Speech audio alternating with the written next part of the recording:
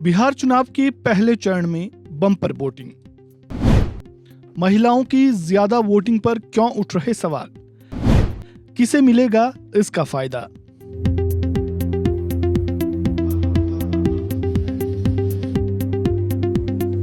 बिहार विधानसभा चुनाव के पहले चरण में 65.08% मतदान हुआ। बिहार विधानसभा चुनाव के पहले चरण में महिला मतदाताओं की रिकॉर्ड तोड़ भागीदारी का एक ट्रेंड फिर से देखने को मिला।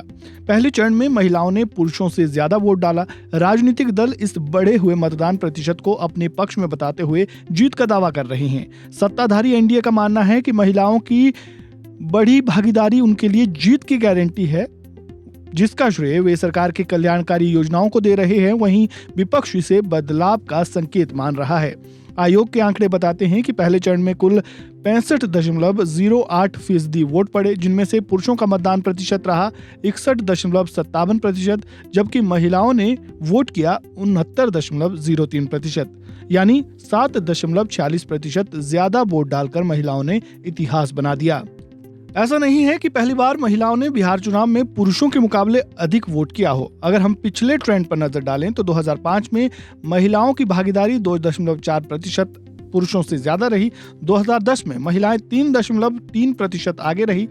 2015 में महिलाएं 3.1% आगे रही। 2020 में महिलाएं 5% आगे रही। वहीं 2025 में यह ट्रेंड बढ़कर 7.46% हो गया।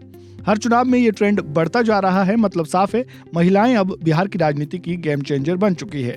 आंकड़े बताते हैं कि कम से कम 3 विधानसभा क्षेत्र ऐसे हैं जिनमें 80% से अधिक महिलाओं के वोट पड़े हैं। ये सीट है मीनापुर, मरुराज, साहेबगंज। दिलचस्प है कि तीनों सीटें मुजफ्फरपुर जिले की है। पहले चरण की 121 सीटों में से 65 ऐसी है जिन पर 70% से अधिक महिलाओं ने मताधिकार का प्रयोग किया। अब सबसे बड़ा सवाल यही है, इतनी बड़ी संख्या में महिलाएं बूथ तक कैसे पहुंची। राजनीतिक जानकारों का कहना है कि बिहार में जीविका समूह की पहचान लंबे समय से नीतीश कुमार के कैडर के रूप में देखी जाती है। ये महिलाएं सरकारी कर्मचारी नहीं बल्कि सामान्य मतदाता है।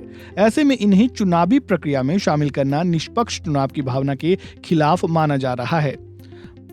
जानकारों के मुताबिक इनका इस्तेमाल वोटर जागरूकता अभियान के लिए चुनाव से पहले किया जा सकता था, लेकिन मतदान के दिन महिलाओं को बूथ तक लाने या पर्दानशी महिलाओं को निरीक्षण के लिए लगाना सही नहीं है। हालांकि ये भी सच है कि महिलाओं की इतनी बड़ी भागीदारी इस बात का संकेत है कि सरकार की महिला रोजगार योजना ने उन्हें काफी आकर्षित किया है।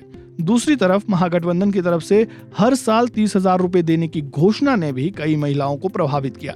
अब सवाल उठता है कि महिलाएं आखिर किस योजना से ज्यादा प्रभावित हुई। इस पर सामाजिक कार्यकर्ता शाहिना प्रवीण का कहना है, क्योंकि जीविका संस्था पर सरकार का नियंत्रण है, इसलिए इससे जुड़ी महिलाओं पर कई बार सत्तारूढ़ दल का पक्ष लेने का दबाव रहता है। हालांकि कई महिलाएं इस दबाव से असहमत होकर अपनी स्वतंत्र राय रखती हैं और अलग फैसले भी लेती हैं।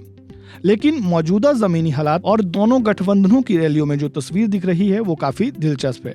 जहां महागठबंधन की सभाओं में युवाओं की भीड़ नजर आती है, वहीं एनडीए की रैलियों में महिलाओं की मौजूदगी ज्यादा दिखाई देती है। यानी ये माना जा सकता है कि इस बार महिलाओं की जबरदस्त वोटिंग का सीधा फायदा एनडीए को मिल सकता है। हालांकि अंतिम फैसला तो नतीजे ही बताएंगे कि महिलाओं की ताकत किसके पक्ष में गई है। इस खबर में फिलहाल इतना ही। आपका इस पूरी जानकारी पर और महिलाओं की वोटिंग परसेंटेज बढ़ने पर क्या कहना है, कमेंट बॉक्स में अपनी राय जरूर दें। जानकारी अच्छी लगी हो वीडियो को लाइक करें, शेयर करें, चैनल को सब्सक्राइब करें और खबरों से जुड़े ताजा अपडेट के लिए बने रहें वन इंडिया हिंदी के साथ। धन्यवाद। Subscribe to One India and never miss an update. Download the One India app now.